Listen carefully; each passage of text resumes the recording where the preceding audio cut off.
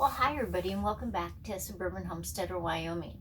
Now this winter we're down in Arizona and I've been making a program every Wednesday morning on how cheap can I live? What do I do to add value and income to my suburban homestead? So I thought I would make it very personal and tell you the things that I have done now and through the years to make extra money, because it can really add up to your total income for a year.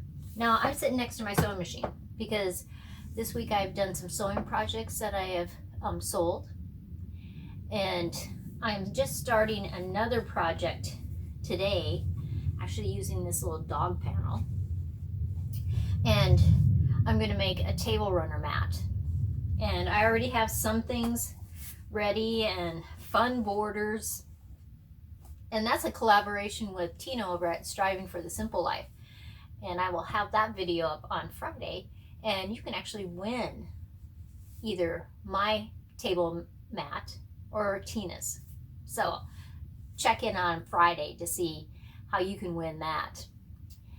Now with my sewing machine, I have to tell you, I have made so much income. I've made tons of aprons, pillows, and I'm going to put a couple of clips in. And the little kids' aprons, I've actually sold probably 100 of them through the years. They've been very popular, and every single one is different, and that makes people really like them because they're very personalized. If you have a sewing machine but you don't know how to use a sewing machine, find someone to teach you. Find videos, read books from the library. There's a lot of ways to learn how to sew. A lot of times sewing stores will have sewing classes, so that's an option for you. Now I have always loved cooking and canning, baking, anything in the kitchen. I have always loved that. And you can turn that into a money-making enterprise to help your homestead.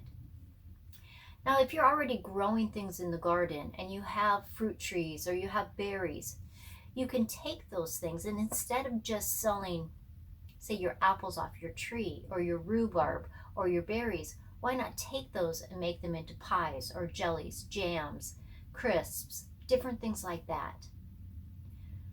There was a time several years ago that I made cinnamon rolls every single morning, and people would send me a message on Facebook or a text message, and I made cinnamon rolls and caramel rolls, and I would bake them fresh in the morning, and as soon as I could put the lids on, I was taking them to their place of business or their home. And I did that for a long time, and I made a lot of money with just making cinnamon rolls. Things to think about. Now, if I look at economics in the kitchen, economically, it is much better for me to take that rhubarb that I could sell just the stalks or chop it up in a quart bag. But if I take that and I turn it into jams or jellies, or if I make pies with it or crisps, my income is much higher. But that depends on the time restraints that you have. Extra produce in your garden. Can you can it? Do you have extra after that even? Can you sell it at a farmer's market? Just put a picture of it on Facebook or social media. Added income to you.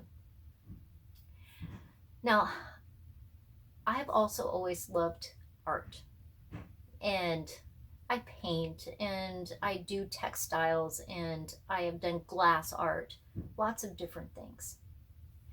And not only can you sell your artwork, say galleries, shows, art studios, individual commissions, things like that, but could you teach a class? Maybe there's a specific thing that you do art-wise. Could you teach other people to do that? Don't forget the art of barter. Now, this isn't actually maybe dollars and cents that you can put in your hands, but we have a friend that is a hunter, and he's a fisherman. And each year we trade for a half a elk, and I trade him vegetables, sometimes fresh, sometimes canned, and honey. He's happy, we're happy. It's a way of bartering your service. Maybe you are very good at plumbing, electric, whatever it is that you're good at. There may be somebody that needs that service, and you can either get paid for it or you can barter, depending on what they do. So keep your eyes open with that. On a homestead, a lot of times you can have animals. Depends on your restrictions, like in the suburbs, things that we can usually have: chickens, rabbits, and bees.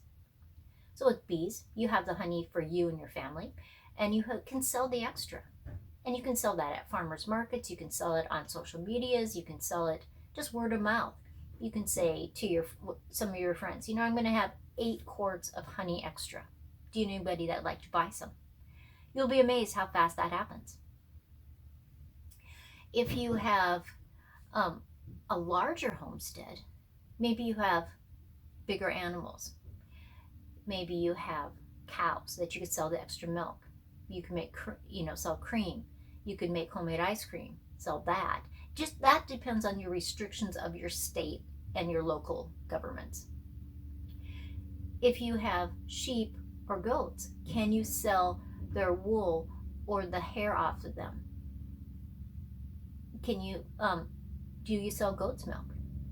What can you do? Do you make goat cheese? Things that add to your income. Because in this series, How Cheap Can You Live, it's not just cutting. It's what else can you do? Do you have a section on your homestead that's wooded? That really should be cleared out a little bit. It's too thick. It's hard to get through. Can you sell those extra trees for an income? In your wooded area, do mushrooms grow that you can pick? Things to think about.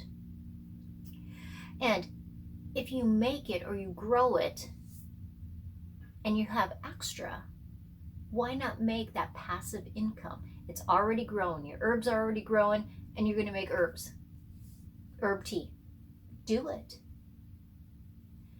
Sell the extra. People love homegrown, homemade things. So use that. And I hope this one on how I make money on my suburban homestead helps you. Always be walking your property. And not just your property. Know what's in your barns, in your sheds, and your house. Because on a homestead, there are lean times and there are abundant times. And what can you do to help? As always, like, subscribe, share with the world, and I will see you next time.